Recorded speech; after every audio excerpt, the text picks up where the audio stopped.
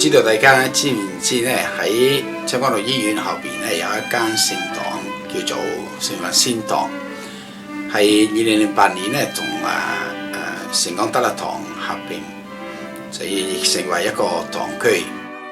可能有好多教友未參觀過呢個聖堂啊。其實呢個聖堂有神父宿舍啦，有聖堂會議室啦，同埋兒童中心俾啲小朋友活動。聖雲仙堂咧主要多數係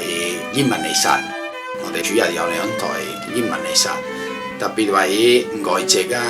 菲律賓、馬來西亞、印尼啊等等。聖雲仙堂已經有40年歷史，所以咧需要有維修啊，譬如活動室啦、聖堂音響啊、神父宿舍啦、會議室。